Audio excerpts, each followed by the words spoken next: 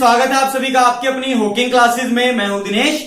तो स्टूडेंट्स, बेटा जैसा कि अभी आप लास्ट लेक्चर में देख के आए भाई गॉसिस थ्योरम क्या थी, एज वेल एज गॉसिस थ्योरम में हमने देखा था बेटा 4 एप्लीकेशंस हैं जिनमें से हम 2 कर चुके हैं और आज की क्लास में हमने 2 ही मोर एप्लीकेशंस और करेंगे, जिसमें जो थर्ड एप्लीकेशन आपकी रहेगी बेटा आज वो रहेगी बेटा क्या, electric field intensity due to a solid sphere and electric field intensity due to a thin sheet of charge as well as thick sheet of charge। तो ये देखते हैं हमारे पास ये दोनों आर्टिकल्स भी क्या कुछ है और क्या कुछ नहीं है।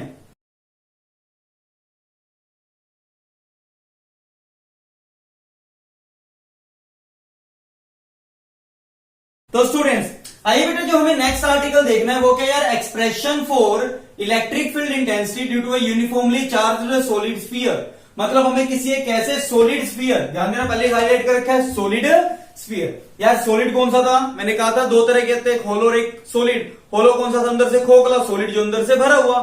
तो इसका मतलब क्या है, चार्ज कहां है, उसके अंदर भरा हुआ है, बट कैसा, यूनिफॉर्मली। तो उसकी वजह से क्या निकालनी, इलेक्ट्रिक फील्ड इंटेंसिटी। पिछले वाला आर्टिकल की तरह डिट्टो कॉपी। ध्यान दें, मैंने कहा बेटा दोबारा से लेट अस कंसीडर, आपने कोई एक सॉलिड स्फीयर मान लिया।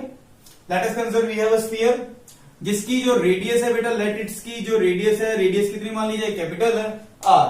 मैंने कहा बेटा लेट इसके अंदर यूनिफॉर्मली डिस्ट्रीब्यूशन ऑफ चार्ज है, क्या है बेटा, यूनिफॉर्म डिस्ट्रीब्यूशन ऑफ चार्ज। कौन सा चार्ज मान लिए, लेट पॉजिटिव चार्ज इस स्फीयर में चारों तरफ फैला हुआ है। ठीक है बेटा, लेट जो इसकी सरफेस चार्ज डेंसिटी वगैरह इसके नहीं करवा रहा हूं मैं, सिंपल वाले तरीके से करवा के चल रहे हैं। मैंने कहा लेट इसका सेंटर पॉइंट हो। अगेन आपको क्या कहा गया बेटा, भी हमने कोई एक पॉइंट पकड़ा P, जिस P पॉइंट के लेट इसके जो सेंटर है, सेंटर से दूरी कितनी है R। मुझे इस P पॉइंट पे क्या निकालनी है, इलेक्ट्रिक फील्ड इंटेंसिटी, और इसके ऊपर जो टोटल चार्ज डिस्ट्रीब्यूटेड है वो कितना है, प्लस क्या हो। समझ पाया क्या कहा बेटा, लेट अस कंसीडर स्फीयर, या आप असम्पशन लिख लेंगे पिछले वाले केस में, वहां से देख लेना क्या कहा था। Late us consider a solid sphere of radius r and the charge plus क्या हो is uniformly distributed over its volume. अभी जो बोल रहा है उसको लिख लो ध्यान से, तो इसके असम्पशन नहीं कि मैं लिखूंगा नहीं इसमें। क्या कहा, let us consider a solid sphere of radius r and the charge plus क्या हो is uniformly distributed over its volume. यहां तक क्लियर है। अगेन हमें क्या निकालना है, let us want to find out what electric field intensity at a point P whose separation from its center is smaller। So कैसे निकालेंगे, अगेन बेटा यहां पे भी 3 केसेस बनेंगे। when small r is greater than capital R, मतलब point lies कहां पे लाई करेगा, आउट साइड। दूसरा केस कहां आएगा बेटा, जब स्मॉल r किसके इक्वल होगा, कैपिटल R, मतलब पॉइंट लाइज होना सरफेस। तीसरा केस कहां बनेगा बेटा, अगेन वो असम्पशन जरूर लिख लेना, उसके बगैर आर्टिकल बनेगा नहीं, पॉइंट लाइज इनसाइड।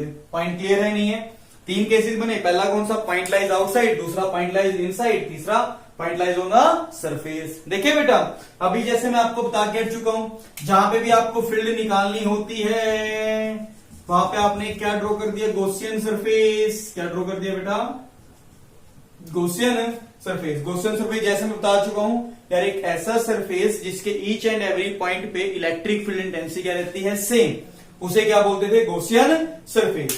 अब पहला केस ले लें, फर्स्ट केस कहा है, जब small r is greater than capital R, मुझे इस पॉइंट पे क्या निकालनी है, electric field intensity.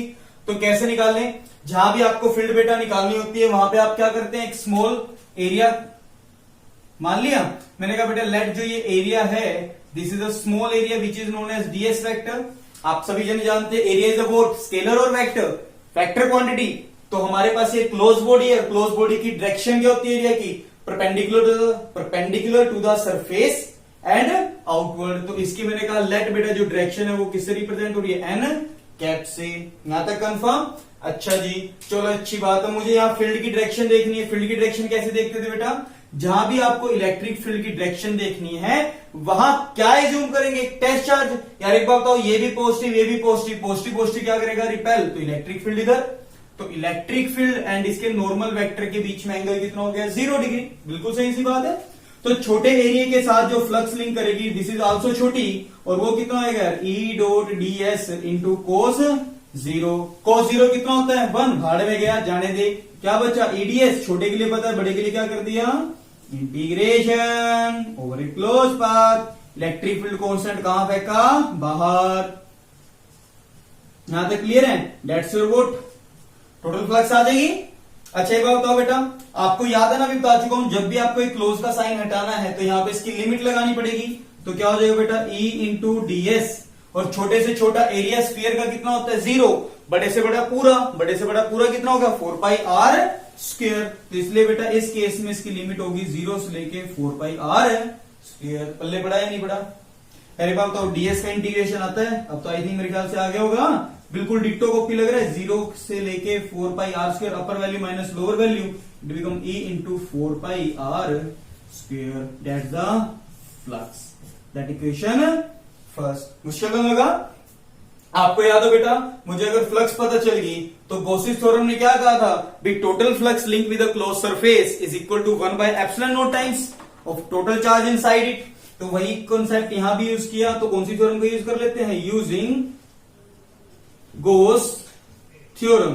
Gauss theorem ने क्या कहा था, बी flux total is equal to charge inside divided by epsilon naught. Charge inside, यार एक बार बताओ, नॉर्मली बच्चों बेटा बताओ ना, देखो पूरे स्फीयर के अंदर क्या पूरी बॉडी एग्जिस्ट कर रही है?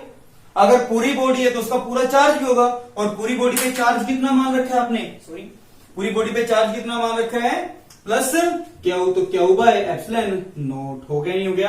तो फ्लक्स टोटल कितनी निकल गई बेटा, Q by epsilon not. Let equation second compare कर दिया जाए। नाउ यहीं पे लिख दूं, क्या लिख दिया, comparing equation first and second. क्या आगे देखो, E इंटू 4 पाई r स्क्वायर,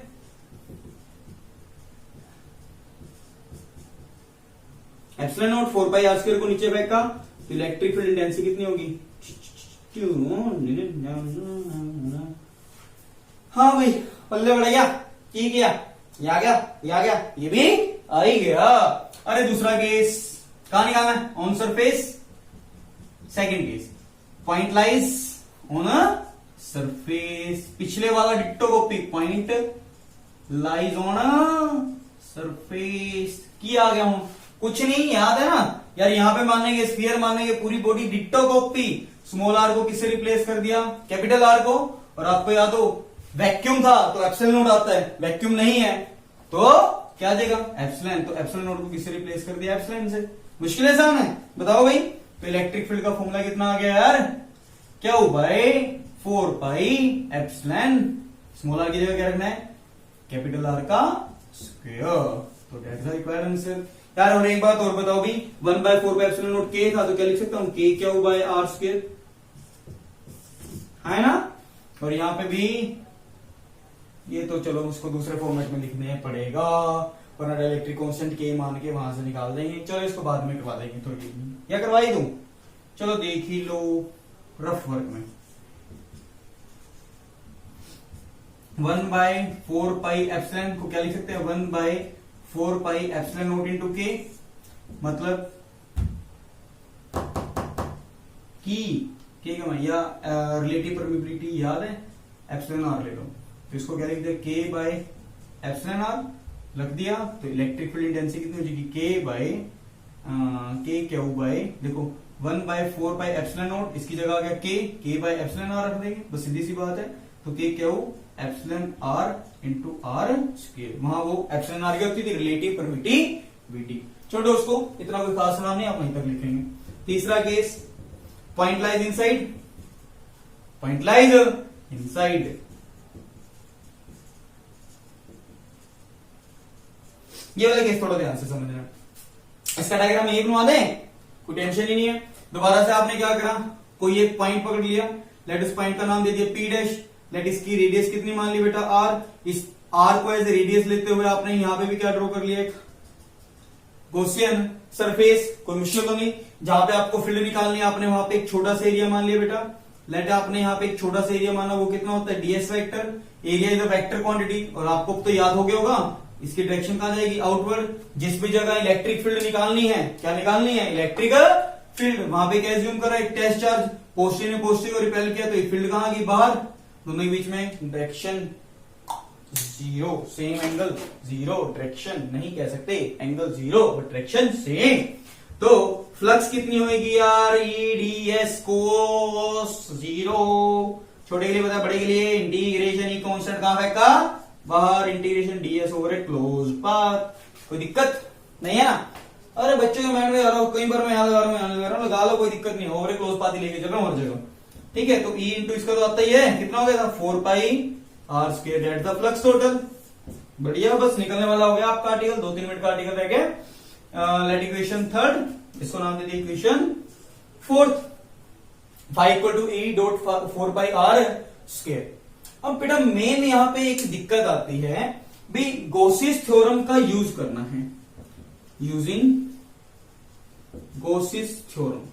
गॉसिस थ्योरम ने क्या कहा था, भी flux total is equal to charge inside by epsilon naught. Charge inside मतलब यार ये वाला होना चाहिए, बट एप्सिलॉन नॉट कब था, एक तो पॉइंट को देखने भी चार्ज इनसाइड वाला, दूसरा यहां एप्सिलॉन नॉट लगाऊं या एप्सिलॉन, क्या आना चाहिए एप्सिलॉन। क्यों, क्योंकि यहां पे क्या है, मीडियम है बेटा, ना कि क्या है, वैक्यूम। तो मेन तो रीजन ये है भी आपने जो एरिया लिया है, इस एरिया के अंदर वाला 400 देखा जाए वो ये वाला एरिया आपका, देखो डॉट कर रहा हूं, ये देखिए साफ साफ दिख रहा है भी। बेसिकली यार आपके पास जो चार्ज चाहिए वो आपको इस डॉट वाले रीजन का चाहिए, अंदर वाले रीजन का चाहिए, थोड़ी बाहर वाले का।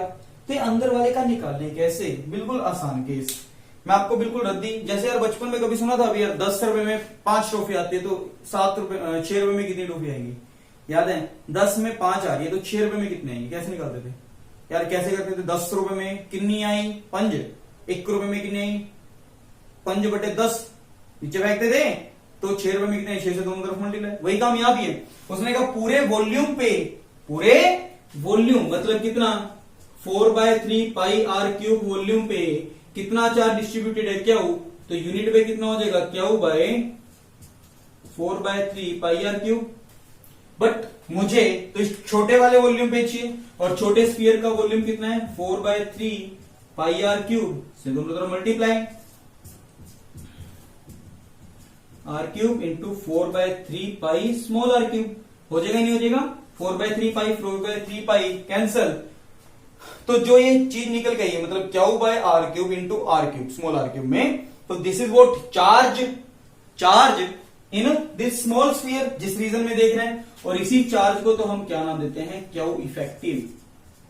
क्या बोलते हैं बेटा, क्यू इफेक्टिव या क्यू इनसाइड। लगा दें इसकी वैल्यू, तो इसी जगह कम थी तो इसलिए यहां रख रहा हूं, कितना आ जाएगा q by capital are cube into small r cube, by में क्या आ गया एप्सिलॉन। मुश्किल है, आसान है, लेट इक्वेशन फिफ्थ। ये आपका पॉइंट यहां थोड़ा सा राइट डाउन करने का, बस निकलने वाला है आपका आंसर। सो क्या करते हैं now, comparing equation fourth and fifth, बस कंपेयर किया हमने answer, comparing equation fourth and fifth. क्या आ जाएगा आपके पास, E into 4 pi small r का square equal to q small r cube by capital are cube, और बाय में क्या पड़ा बेटा एप्सिलॉन। देखो आर स्क्वायर क्यूब था, कैंसिल मतलब एक आर बचा, 4 पाई को नीचे फेंका तो E कितना आ गया बेटा, देखो q by 4 pi epsilon R cube into small r. So that's the what electric field intensity at any journal point inside a sphere। अगर आपको यहाँ सरफेस पे रखना है स्मॉल आर की जगह कैपिटल आर रखो, देखो काट के भी दोबारा ये हो जाएगा, बट बाहर वाला केस अलग ही रहेगा, वो वाले केस में आपको वो मेथड से कामयाब नहीं हो पाओगे। वहां वाला भी लगा सकते हैं बट उससे बेटर ऑप्शन यही वाला रहेगा। अब इसका केस आता है अगर सेंटर पे देखें, एट सेंटर पॉइंट, सेंटर पे आपको पता है स्मॉल आर, खुद सोचो सेंटर पे बेटा पी डैश पॉइंट की यहां से दूरी कितनी हो जाएगी 0, तो आर की जगह क्या रख दिया 0, तो इलेक्ट्रिक फील्ड इंटेंसिटी कितनी होगी 0। तो सॉलिड स्फीयर के केस में सेंटर पे इलेक्ट्रिक फील्ड 0। अब आते हैं मेन पॉइंट नोट में, देखो बेटा क्या भी constant 4 pi epsilon naught r cube भी कांस्टेंट, तो जब इनसाइड की बात है E is directly proportional to R, inside ये किसका ग्राफ होता है directly proportional to 1 power, it is what a graph for what straight line. Surface पे inversely proportional to R square सारा कांस्टेंट है, क्या है सारा का सारा कांस्टेंट बट मैक्सिमम है। उसके बाद देखो आउटसाइड देखते हो तो E is inversely proportional to 1 by R square. कहां? आउटसाइड वाले केस में। आउटसाइड वाले केस में क्या हो जाएगा भी, जैसे जैसे आर बढ़ेगा वैसे वैसे इलेक्ट्रिक फील्ड इंटेंसिटी कम होगी। तो बेटा ध्यान दो, अगर आपके पास ग्राफ बनाया जाए सेपरेशन वर्सेस इलेक्ट्रिक फील्ड का, सेपरेशन वर्सेस इलेक्ट्रिक फील्ड का, तो एक बात खुद सोचो, जब तक बेटा वो कहां ना पहुंच जाए उसके सरफेस तक, तब तो इनसाइड है। और वहां पे ग्राफ कैसा था? स्ट्रेट लाइन, सेंटर पे कितनी थी? 0। ध्यान देना, है ना। बेसिक में बता रहा हूं, कंपटीशन पे यहां पे एक पीक पॉइंट में लगा के चलता हूं हकीकत में। एट द सरफेस पे यहां पे एक पीक पॉइंट आता है। क्यों? क्योंकि एप्सिलॉन नोट, एप्सिलॉन किस में कन्वर्ट हो जाता है? एप्सिलॉन नोट में। ठीक है, तो वो चीजें छोड़ो, अभी मैं नहीं लेके चलूंगा उसको, वो प्योरली कंपटीशन में आपका करवाया जाएगा, वैसे नहीं। ठीक है, एंड आफ्टर दैट सरफेस पे मैक्सिमम, सरफेस पे मैक्सिमम कहां तक जा रहा है? ये सरफेस इसका, चलो ठीक है, यहां तक पहुंच गया। And after that it goes to decreases. यहां पे क्या हो जाएगा? E is inversely proportional to 1 by R square. यहां पे क्या था? Is directly proportional to R. समझ पा रहे नहीं पा रहे हो? तो centre of a solid sphere के इलेक्ट्रिक फील्ड इंटेंसिटी कितनी होती है? 0। सरफेस पे मैक्सिमम, और जैसे जैसे दूर जाओगे वो फील्ड क्या होती जाएगी? डिक्रीज होती जाएगी। क्वेश्चन समझ में आया बेटा? गॉस थ्योरम की one of the most important application, जो आपके कंपटीशन पॉइंट ऑफ व्यू से उस कॉन्सेप्ट के बेस पे, कई बार आपका जैसे नीट वगैरह के एग्जाम या आप कंपटीशन के एग्जाम में जाते हो, एनडीए वगैरह के फर्दर, जिसमें भी फिजिक्स आपकी यूज होती है, इलेक्ट्रोस्टैटिक वाले पार्ट पे एक तो ये और एक इसके पोटेंशियल का जो कर्व है वो आपको करवाया जाता है। पोटेंशियल एट इट्स सेंटर पे 3/2 टाइम्स होता है as compare to its surface. कैसे आता है, क्यों आता है, कहां से आता है? गंदे आर्टिकल जिन्हें कहा जाता है रियलिटी में। आपकी बुक में उसका कोई प्रूफ भी नहीं गिवन है। जैसे आपको मैंने प्रूफ करवाया था 1 कूलम इक्वल टू 3 × 10⁹ इलेक्ट्रोस्टैट यूनिट, आपकी पूरी बुक में ही नहीं कहीं गिवन है यार। समझते नहीं समझते हो? तो बेटा वही चीजें बुक वगैरह से में कोई लेना देना नहीं है। आपको कुछ ऐसी चीजें बता के चलेंगे जो शायद आपकी बुक में लिखी भी ना हो, जो आपको पढ़ाई जाती है। तो बेटा एक बार ये एप्लीकेशन आपको समझ में आई, इसके बाद इसकी नेक्स्ट एप्लीकेशन वो भी आज देखते हैं वो क्या है क्या नहीं है। तो स्टूडेंट्स आइए, हमारा बेटा जो नेक्स्ट आर्टिकल है वो क्या है? Expression for electric field intensity. अरे due to a infinite charge plane sheet या प्लेन चार्ज शीट, कुछ भी ऐसे कह सकते हैं। अगर आपके पास कोई काफी बड़ी प्लेन शीट ऑफ चार्ज, जो मैं थिन की बात करूंगा, थिक के लिए अलग से बता दूंगा, तो अगर उसके ऊपर सरफेस चार्ज डेंसिटी कुछ दिया हो या चार्ज डिस्ट्रीब्यूटेड हो, तो उस केस में मुझे फील्ड बतानी है। ध्यान से समझना, थोड़ा सा अच्छा आर्टिकल, हल्का सा टेढ़ा, बट बहुत आसान भी है अगर समझ में आ जाए तो। बेटा मैंने क्या कहा यहां पे, लेट अस कंसीडर, आपने कोई एक thin plane sheet of charge या थिन शीट मान ली, जिसके ऊपर बेटा सपोज करते हैं आपका पॉजिटिव चार्ज यूनिफॉर्मली डिस्ट्रीब्यूटेड है।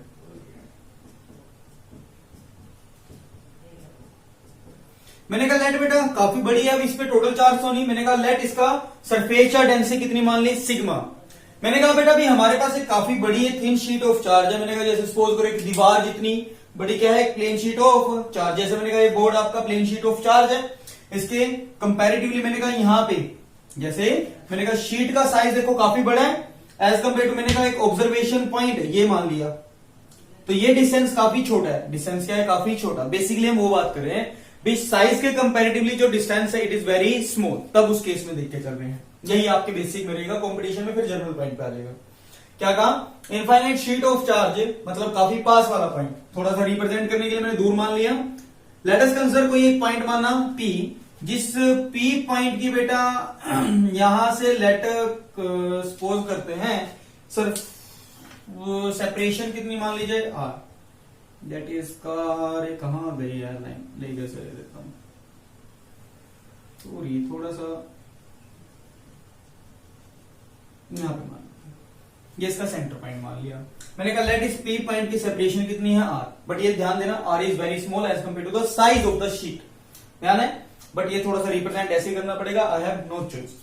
तो बेटा मैंने क्या कहा भी शीट के ऊपर सरफेस चार्ज डेंसिटी कितनी है? सिग्मा।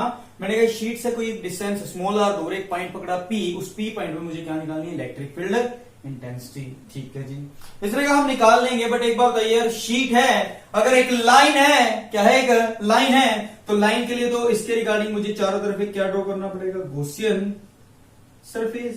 तो ठीक है जी, तो उसने कहा हमने क्या करा, इस लाइन को एज ए एक्सिस मानते हुए एक क्या ड्रॉ कर लिया, गॉसियन सरफेस। आपको पता है ये शीट जो होती है, अगर मैं हाथ की हथेली की बात करूं, जैसे शीट है तो इसकी वजह से फील्ड अगर इस साइड है तो इस साइड भी तो होगी। तो सोचो अगर शीट है, कोई पेज है, अगर इस साइड फील्ड है तो इस साइड भी तो फील्ड होगी।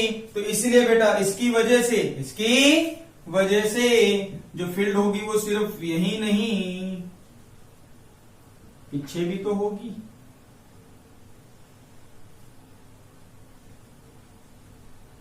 पॉइंट क्लियर हो पा रहा है बेटा? भी आपके पास जो ये इसकी वजह से जो यहाँ पे फील्ड होगी, इसकी वजह से जो यहाँ पे फील्ड होगी वो सिर्फ इस साइड ही नहीं, इस साइड भी होगी। थोड़ा सा थ्री डायमेंशनली थोड़ा समझने की कोशिश करना बेटा, कट करके ऐसे बना रखा है यार, ठीक है। मैंने कहा लेट इस पॉइंट को क्या नाम दे दिया, पी डैश। इसकी भी सेपरेशन कितनी मान ली, r. Same separation same distance पे ऑब्जर्वेशन कर लें, क्योंकि जो इफेक्ट इसका इधर होगा वही इफेक्ट इसका इधर भी होगा, क्योंकि मेरे को दोनों चीजें कंसीडर करके चलूंगा।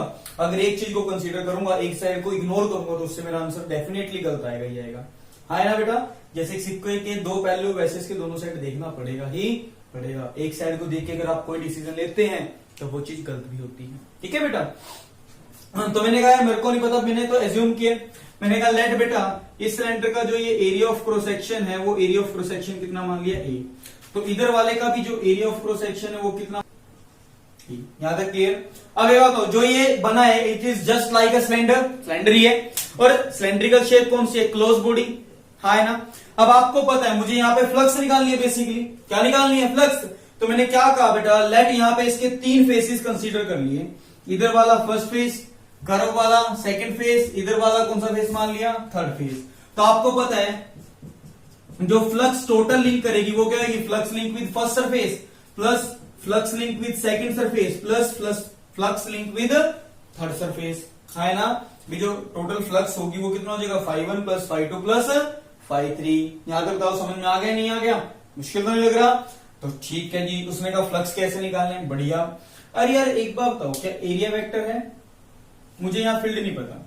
मैंने कहा बेटा पहले तो बताओ area is a vector quantity, close body है तो सरफेस से कहा जाएगा इनसाइड या आउटसाइड, आउटसाइड और परपेंडिकुलर टू द सरफेस। तो इस सरफेस से क्या जाएगा बेटा, perpendicular, let it is an cap. मुझे जहां पे भी फील्ड निकालनी होती है वहां पे आप एक क्या एज्यूम कर लेते हो, टेस्ट चार्ज प्लस क्या नोट, है ना। अब ये पॉजिटिव शीट इस पॉजिटिव को क्या करेगा, रिपेल। तो जिस वजह से इस पे जो लगने वाला फोर्स होगा या इलेक्ट्रिक फील्ड होगी उसकी डायरेक्शन भी सेम। तो E और एन कैप के बीच में इस केस के अंदर जो एंगल आया यहाँ पे कितना आ गया, 0 डिग्री, मतलब कुछ फ्लक्स लिंक करेगी। अगर बात करता हूं सेकंड फेस के साथ, ध्यान देना, सेकंड फेस के साथ जहां मुझे देखना है area is vector quantity, curved है तो कहां जाएगा, सरफेस से आउटवर्ड, कहां जाएगा, सरफेस से आउटवर्ड। जैसे मार्कर कर्व्ड है तो इसका एरिया वेक्टर इस पॉइंट पे देखना है, तो यहां से आएगा परपेंडिकुलर और कहां आएगा, आउटवर्ड। तो ये यहां से इसका outward, that's your N cap. जिस पॉइंट पे इलेक्ट्रिक फील्ड देखनी है, टेस्ट चार्ज माना, पॉजिटिव पॉजिटिव को रिपेल करेगा, इलेक्ट्रिक फील्ड इधर, बढ़िया यार जिंदगी आसान होगी। एंगल कितना बन गया, 90, और आपको पता है एंगल 90 है तो फील्ड 0 होगी। इधर देखें, area is a vector quantity, normal vector कहां है, आउटवर्ड, इलेक्ट्रिक फील्ड भी कहां आएगी, आउटवर्ड। क्यों, पॉजिटिव चार्ज मान लो, पॉजिटिव पॉजिटिव को रिपेल करेगा, फील्ड कहां आएगी, बाहर में जा, इतनी सी बात। हाँ देखें जी, φ1 कितना, इलेक्ट्रिक फील्ड ई मान ली, एरिया ए मान लिया, ई ए कोस थीटा 0, है ना। पता ना इलेक्ट्रिक फ्लक्स का फॉर्मूला क्या था, ई ए कोस थीटा। सेकंड वाले के साथ ई डैश बोल दें यहां पे, ठीक है जी, ई डैश, एरिया पता नहीं कितना है, ए डैश इंटू एंगल कितना हो गया, कोस 90, ये सारा का सारा 0। इधर वाले के साथ again E into A into cos 0, तो कोस 0 कितना होता है, 1, E A become 2EA, that's the concept. तो टोटल फ्लक्स बिकम 2EA, ये आ गया नहीं आ गया। बट बेटा अगर हम बात करें यहां पे किसकी, गॉसिस थ्योरम ने, गॉस थ्योरम ने क्या कहा था, यूजिंग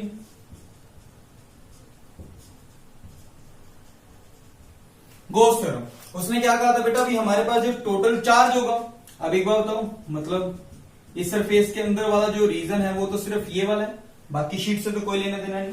भी अगर आपके पास कोई बेटा शीट मानी थी, आपने एक पॉइंट माना, तो आपने बेटा ऑब्जर्वेशन पॉइंट यहां से एक सिलेंडर ड्रॉ किया था, it is just like this one. तो आपको सिर्फ जो ये वाला एरिया है, इस एरिया की तो चार्ज निकालना है। इसके सरफेस चार्ज डेंसिटी कितनी है, सिग्मा। सरफेस चार्ज डेंसिटी कितनी है, सिग्मा। एरिया अगर इधर वाले फेस का ए माना है, तो इधर वाले फेस का एरिया भी कितना होगा बेटा, यही होगा। चलिए ध्यान दें, समझ में आ रहे हैं। तो गोस्सर ने क्या कहा था, total flux is equal to charge inside by epsilon naught. Charge inside कितना हो गया, सिग्मा क्या होता है, surface charge density, charge by area, तो चार्ज कितना हो गया, सिग्मा इंटू एरिया। सिग्मा क्या था, क्यू बाय ए, तो क्यू कितना हो गया, सिग्मा इंटू ए बाय बेटा वोट एप्सिलॉन नॉट। रखें तो इलेक्ट्रिक फील्ड इंटेंसिटी कितनी हो जाएगी, चार्ज इनसाइड, ये हो ही गया। कंपेयर कर दें, लेट को नाम देते इक्वेशन 2, यहां लिख देते हैं कंपेयरिंग इक्वेशन 1 एंड 2। क्या आ जाएगा, 2EA equal to sigma A by epsilon naught, A से A cancel, electric field density become sigma by 2 epsilon naught. और पॉजिटिव चार्ज है तो आउटवर्ड आएगा, क्योंकि फील्ड पे फोर्स कहां लग रहा है, आउटवर्ड। अगर नेगेटिव होता तो ये इनवर्ड होता। पॉइंट क्लियर है। एक थिन शीट की वजह से आर्टिकल थोड़ा सा टिपिकल है, समझने का है, रट्टा मारने का नहीं है, ध्यान समझना। क्या कहा बेटा, भी हमने यहाँ पे अजम्पशन मैं इसके लिखवा देता हूं, जरूरी भी है, एक बार दोबारा समझो पहले। क्या कहा बेटा, भी मेरे पास कोई एक infinite thin sheet of charge है, जिसकी वजह से कोई एक काफी पॉइंट पकड़ा पी, मतलब शीट के साइज के कंपैरेटिवली जो डिस्टेंस जहां हम स्टडी करें इट इज वेरी स्मॉल। ठीक है, आर्टिकल का लॉजिकली मतलब वो है भी, जैसे अगर ये शीट है, इस शीट के कंपैरेटिवली अगर मैं यहां देखता हूं तो ये डिस्टेंस काफी बड़ा है, तब ये वाला केस नहीं लगेगा। मैंने क्या कहा, शीट के साइज के कंपैरेटिवली जो ऑब्जर्वेशन पॉइंट है, ये दूरी it is very small as compare to the size of the sheet. समझ पा रहे हो, तब ये इस सेपरेशन के लिए ये एक तरह से इनफाइनाइट चीज का काम करेगी। समझ पा रहे हो, वैसे नहीं, ये उसी की स्टडी है। तो हमने क्या करा, लेट काफी बड़ी एक शीट है, इनफाइनाइट शीट मान ली, जिसके सरफेस चार्ज डेंसिटी कितनी है, प्लस सिग्मा। मैंने कहा एक ऑब्जर्वेशन पॉइंट माना P, जिस P पॉइंट की यहां से दूरी कितनी है R। मुझे इस P पॉइंट पे क्या निकालनी है, इलेक्ट्रिक फील्ड इंटेंसिटी। ये यहां तक क्लियर है। तो आपको पता है बेटा, जहां पे भी मैंने एक लाइन ड्रॉ की, लाइन को लेते हुए गॉसियन सरफेस ड्रॉ करा, इन सिलेंड्रिकल नेचर, अगर इस साइड फील्ड होगी जिसकी वजह से, तो इस साइड भी फील्ड एग्जिस्ट करेगी, तो दोनों तरफ सेम बिहेवियर लेके चलना पड़ेगा साथ की साथ। तो आपने क्या करा बेटा, लेट अस कंसीडर एक सिलेंड्रिकल सरफेस मान ले, जिसका एरिया ऑफ क्रॉस सेक्शन है, area is about vector quantity. तो जहां पे भी आपको एरिया वेक्टर की डायरेक्शन देखनी है, मतलब नॉर्मल की डायरेक्शन देखनी है, वहां से क्या करेंगे, क्लोज बॉडी है तो आउटवर्ड होगा, ये तो डन हो गया, प्लस सरफेस से परपेंडिकुलर। अगर मैं इस जगह खड़े होकर देखता हूं, सरफेस से बाहर कौन सा जा रहा है, इधर, परपेंडिकुलर इधर, तो नॉर्मल वेक्टर ऊपर, इधर आ गया। इलेक्ट्रिक फील्ड की डायरेक्शन देखनी है तो क्या, पॉजिटिव को रिपेल करेगा, इधर आ गया, आउटवर्ड। इस केस में देखते हैं इलेक्ट्रिक फील्ड इधर है, नॉर्मल वेक्टर ऊपर, एंगल 90, इधर वाले केस में 0। तो आपको पता है बेटा, हम टोटल फ्लक्स निकालते हैं। टोटल फ्लक्स क्या होता है, ∅1 + ∅2 + ∅3, the flux link with the तीनों सरफेसेज। यहां तक क्लियर, तीनों की वैल्यू रख दी मैंने, यहाँ पे E' कुछ मान लिया, नौकरी पता कितना था, यहां तक कंफर्म 2EA। देन उसके बाद गोस्टर ने क्या कहा था, flux equal to charge inside by epsilon naught, है ना, चार्ज इनसाइड, बट कौन सा चार्ज यार, अगर ये वाला सिलेंडर जा रहा है तो मैं सिर्फ इसके अंदर का चार्ज देखूंगा, तो नहीं यहाँ वाला। तो ये कितना है, सिग्मा इंटू ए। सिग्मा क्या होता है, सरफेस चार्ज डेंसिटी, मतलब चार्ज बाय एरिया। तो चार्ज कितना हो जाएगा, सिग्मा इंटू एरिया रखा, कंपेयर किया, देन सो। ठीक है बेटा, यहाँ पे असम्पशन में लिखिए, let a infinite sheet of charge, let infinite plane sheet of charge having surface charge density sigma, having surface charge density sigma। Point clear हो रहा है। हमने क्या कहा, let us consider a sheet जिसकी सरफेस चार्ज डेंसिटी कितनी है, sigma, and let us want to find out, what we need to find electric field intensity। let us want to find out electric field intensity at a point P whose separation is smaller from the sheet।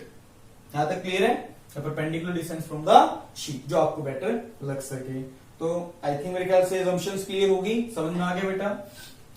ये हमने जो सारा का सारा concept कर रहा है infinite thin sheet of charge, किसके लिए निकालना है? थिन के लिए। थिन का मतलब भी अगर आपने यार एक सिंपल सी बात, तो एक पत्ती होगी या कोई भी चीज होगी, तो अगर आपने क्या करा, काफी पतली चीज है तो उसने अगर यहाँ चार्ज दिया तो उसका इफेक्ट यहाँ भी दिखेगा।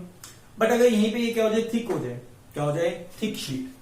थिक का मतलब ही क्या हो जाएगा यार, थिन के लिए तो कितना रिजल्ट है? सिग्मा बाई 2 एप्सिलॉन नॉट, याद भी रखना। अगर थिक हो जाए तो थिक के केस में अगर आपके पास थिन थी तो दोनों तरफ आ रहा था। थिक का मतलब क्या है भी, अगर आपने इधर चार्ज दिया है तो इधर अलग चार्ज दिया है ना? सिग्मा पता है तो यार इधर वाला चार्ज अलग होगा, इधर वाला अलग होगा, तो चार्ज क्यू यहाँ वाला दोनों ऐड हो गया तो टोटल कितना हो गया? 2 क्यू। अगर चार्ज डबल हो चुका है, या तो पूरी कैलकुलेशन दोबारा से सेम प्रोसेस, या इस वाले लास्ट स्टेप में क्या कर सकते हैं, सिग्मा एरिया कितना हो गया, उधर वाला भी इधर वाला भी, एरिया को डबल कर दो तो कितना हो जाएगा? 2 टाइम्स, तो 2 से 2 वो क्या हो जाएगा? तो कितना हो जाएगा? 2EA सिग्मा इंटू एरिया, 2 से मल्टीप्लाई कर दिया बाय एप्सिलॉन नॉट, इससे ये घटा, इससे ये घटा, तो electric field intensity due to a thick sheet of charge, किसकी वजह से? थिक शीट ऑफ चार्ज की वजह से कितनी होती है? Sigma bye epsilon not. तो आई थिंक बेटा मेरे ख्याल से आपको अभी ये चीज समझ में आ गई होगी भी thin sheet and thick sheet की वजह से कैसे होगा और कैसे नहीं होगा। इसके ऊपर काफी अच्छे न्यूमेरिकल्स बनते हैं जो इस लेक्चर में ना करवाते हुए आपको नेक्स्ट लेक्चर में प्रोवाइड करवाए जाएंगे। ठीक है बेटा, तो इस वाले को राइट डाउन करो, अच्छे तरीके से समझो, नेक्स्ट लेक्चर जरूर देखना, वो आपके बहुत काम आने वाला है। और गोस्ट थ्योरम के एप्लीकेशंस में आपका एक 3 मार्क्स का क्वेश्चन कंफर्म है जो आपके एग्जाम में आएगा ही आएगा।